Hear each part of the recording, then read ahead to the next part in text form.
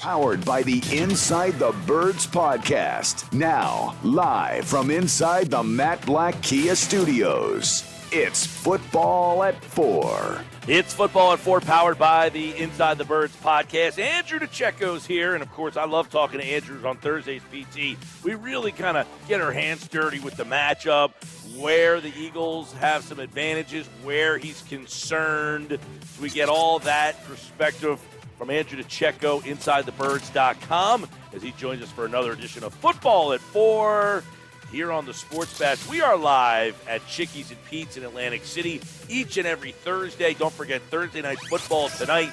The Chiefs and the Chargers. We'll go through our first look at the NFL schedule tonight at 5 o'clock. We'll do our fantasy fix as well with Sky Guasco from Razzball.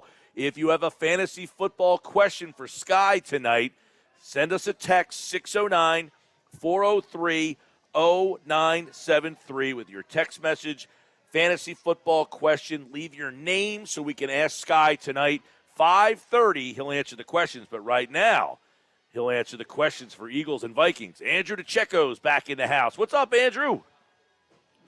Hey, Mike, how's it going? All is good, brother. Good to have you back. It's man, when we get to talk, we really get to break down the matchup. We get to Thursday, and you look at some of the things. And first, I want to get some thoughts from you on what you saw on Sunday, because this is our first chance to talk to you. And I want to kind of ask you about the Eagles' run game and what you saw there. Everyone's talking about the defense and Jalen Hurts, but did we see the return of Miles Sanders making an impact for this offense? Yeah, I thought that Miles Sanders was one of the unsung heroes of that game, and it's hard to overlook someone that rushed for 96 yards and a game-clinching 24-yarder for all intents and purposes in that game, Mike. But Miles Sanders was somebody that entered this game with the proverbial target on his back after making those comments in late July that he wanted to be respected and highly regarded as one of the premier running backs in this league. And, obviously he endured a hamstring injury and missed the second half of training camp. So started to, sort of set up like a bit of foreshadowing, like here we go again.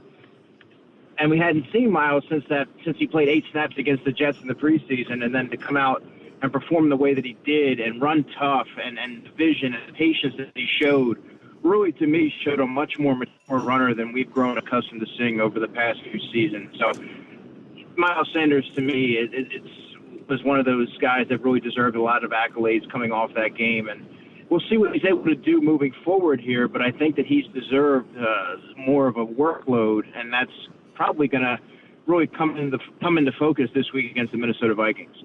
Andrew DiCecco, you're right that only 12 games in each of the past 2 seasons, didn't reach the end zone last year. Can Miles Sanders stay healthy? I mean, is that a question mark that still continues to loom over him despite that nice finish to the Lions game? Yeah, exactly, Pete. And that's the one thing that remains to be seen with Miles. Obviously, this is a big year for him, and he's very confident in himself. He entered this season a lot bigger, a lot stronger, and ready to really shoulder the workload and assume the lion's share of the carries for all intents and purposes. That's what he intended to do. And I think that it's going to be interesting to see how they decide to distribute the workload amongst Miles, and they want to get Kenny Gainwell involved, of course. And Boston Scott he always looms around, and he's that goal line vulture and the short yardage guy. And it's going to be interesting to see how they all slot in and really develop into their roles and grow into it with this particular version of the offense and what they're trying to do. But I think that Miles, based on, again, this is just one game sample size, Pete, but I think he's really shown that he deserves more looks and more opportunities until he proves otherwise. Andrew, we're talking about the running game. Give me your kind of assertion of seeing Jalen Hurts, 17 carries. Now, some of them are kneel down, so, maybe 14 or 13. But are you concerned with what you saw and why he was it? Or do you understand, hey, the blitz was coming, he read it, he got out of there? So kind of give us your thoughts on the game, especially the amount of attempts from Jalen Hurts. Well, certainly those attempts, they jump off the page, Mike, but it's not something to be alarmed about. He counteracted what Aaron Glenn was looking to do in a ploy to stop him. And the Lions came out very aggressive, and Jalen did what he had to do to win the game and put the team in position, the offense in position, to make plays to win the game. So I don't know that I would be totally alarmed by that. Now, do you want that to be an every week occurrence? Absolutely not, because you don't want to put your quarterback in harm's way. You want to sort of develop the passing game. That's really what the Eagles want to do. But also, as the second part of that, I think that Jalen, by and large, does a really good job of protecting himself.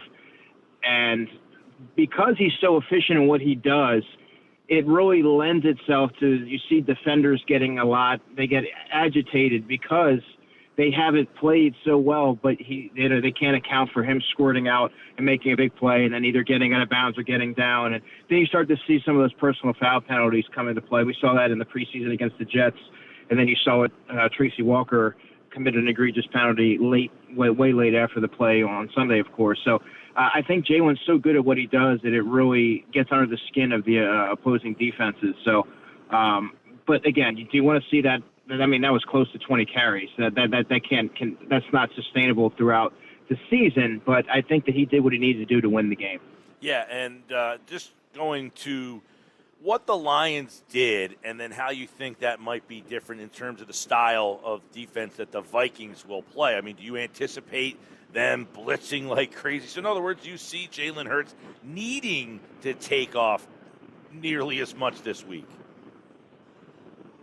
No, I don't foresee the Vikings going that direction, Mike. I mean, Ed Donatel, he's a long-time secondary coach, and the Vikings have a formidable secondary. They're a lot more equipped to defend the Eagles in this sort of chess match. I think that they're pretty strong on all three levels.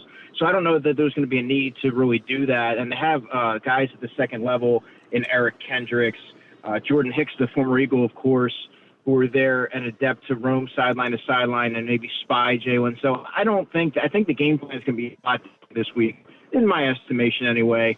And I think you're going to see Jalen drop back and have a lot more time to survey the defense and facilitate the football to his weapons. And I also think, in turn, you're going to see Devonte Smith have a bigger role this week because I don't think he's going to be as rushed and having to really just, think automatically, get the ball to A.J. and move on. I think he's going to have time to survey it and work through his progressions.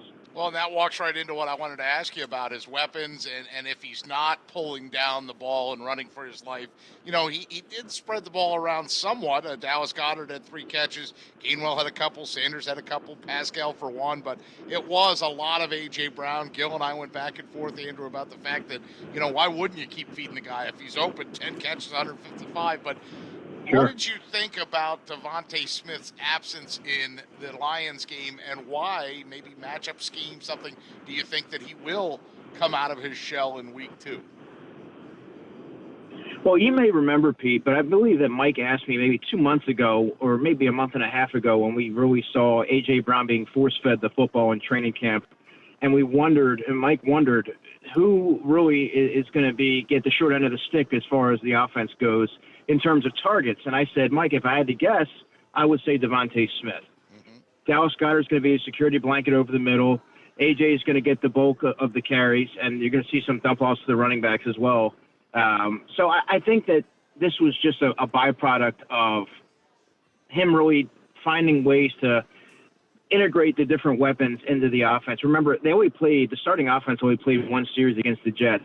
So I think that they're really growing in these first couple of weeks. It doesn't sound appropriate to say the first 2 weeks are essentially their preseason, but across the league, you're seeing the first couple weeks of the season traditionally being very sloppy, and teams are really discovering their identity and finding out how these different cogs are going to work together and how they find that cohesiveness. And I think that's really what you're seeing. I don't think that that's any cause for concern. I think Devontae is going to have a very prominent role in the offense.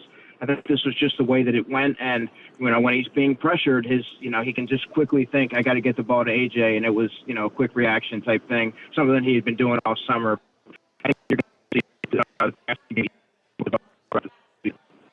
Andrew DiCecco with us, talking a little football at 4. Andrew, was there as you look at the secondary, I'm looking through here, I see Patrick Peterson's name. I recognize him. Cameron Dantzler Sr., Harrison Smith, Cameron Bynum. Is there anybody that immediately jumps off the page of, yeah, go after that guy?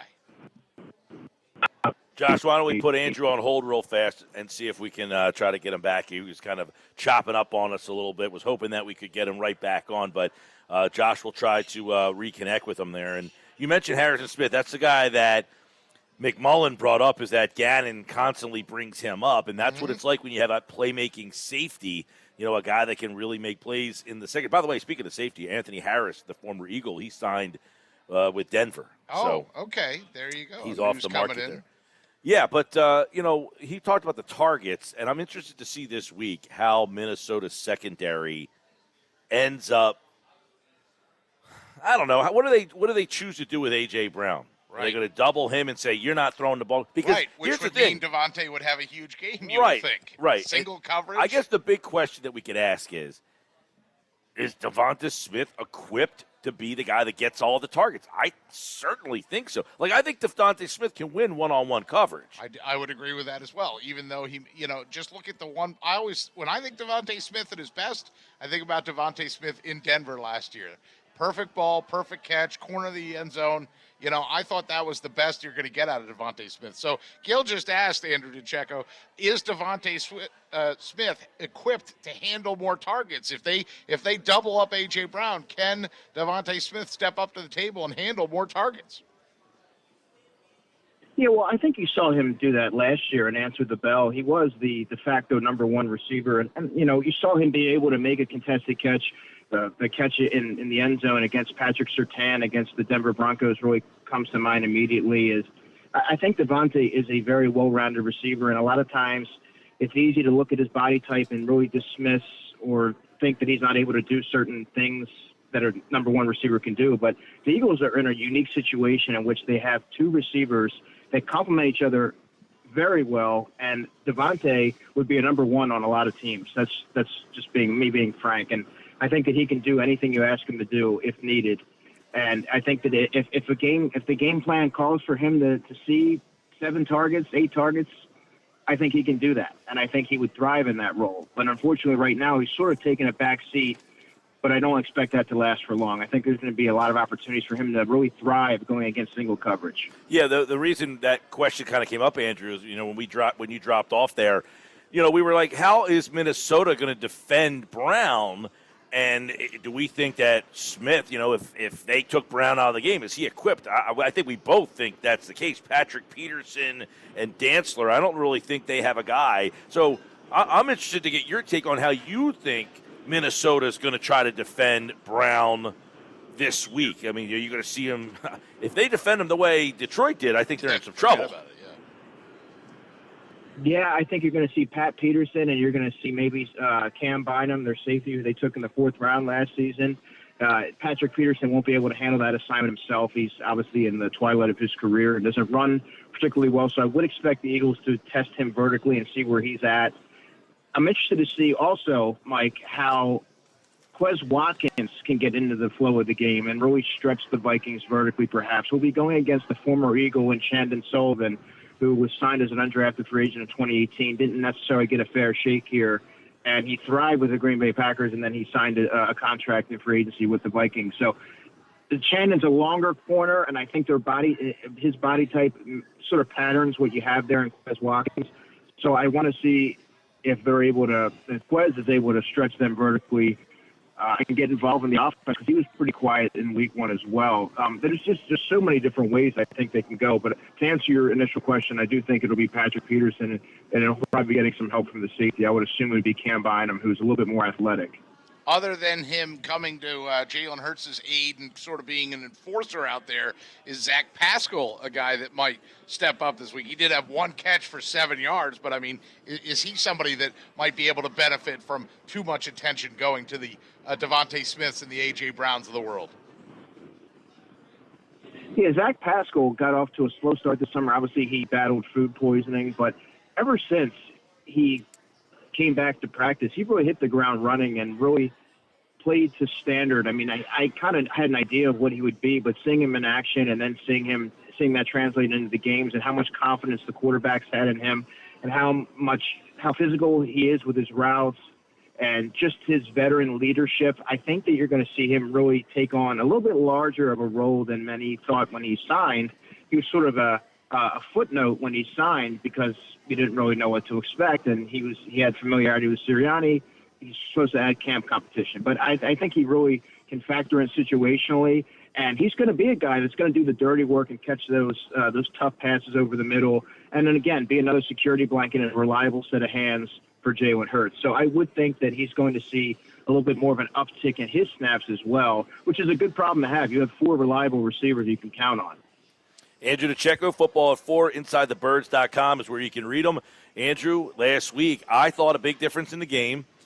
2 things. The Lions' offensive line, I think, was legit, and I loved how the Lions got down 17 but didn't get away from the run game. So I guess the question I have for you is, do you think that the Vikings' offensive line is equipped for this Philadelphia front, which did not get to Jared Goff last week? Should the Eagles get more pressure against this Viking front? Would you be disappointed on Tuesday if we're talking about the Eagles not getting pressure again?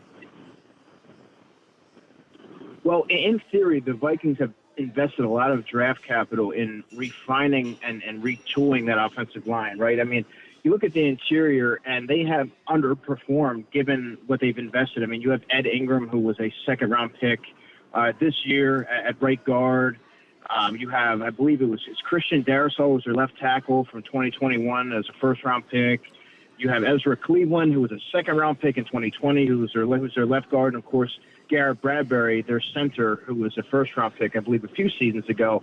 So they have some guys there and some pieces. So, I mean, I like what they have, and I think that it's going to be a little bit more of a battle, and I don't think that it's going to be something like they just submit to the Eagles' defensive line. I think that it's not going to be quite that simple, but I would think that the advantage would have to go to the Eagles.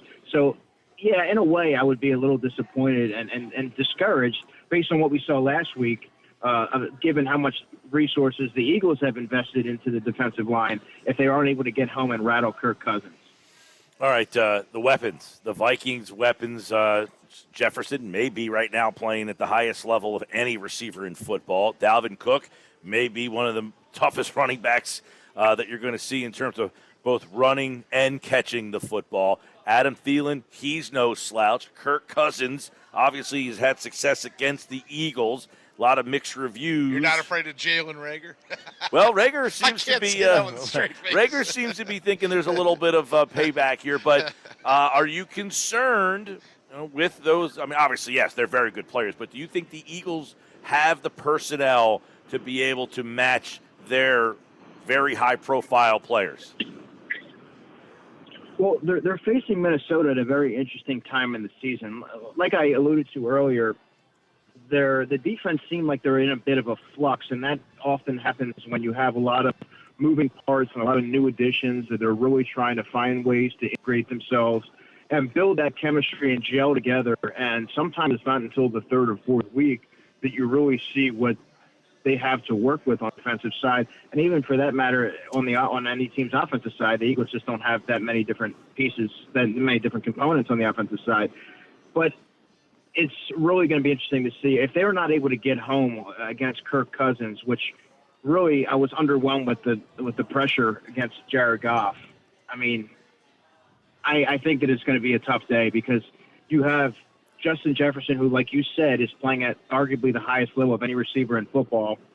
KJ Osborne's a very underrated player who I think is going to have a decent role in this game because I think the Eagles are going to do, and rightfully so, and everything they can to take Justin Jefferson out of this game. And Adam Thielen is a good possession receiver. They have the ideal complementary trio of receivers here. So if they're not able to get home, the Eagles aren't able to get home, it could be just, pitch and catch for a guy like Osborne or Thielen while the Eagles sell out to stop Justin Jefferson. Yeah, that one's going to be an interesting battle. You got Slay, Bradbury against Thielen, and, of course, Jefferson. That should be a fun one. Dalvin Cook, how does he match up? This will be a good one Monday night right here on 97.3 ESPN. I believe, Andrew, you will be in the building. Yeah, I'll be there. All right, so we'll have plenty from him when he's back next week with thoughts on this game and, of course, week number 3 with Andrew DiCecco from InsideTheBirds.com. Thanks, bud. Take care, guys.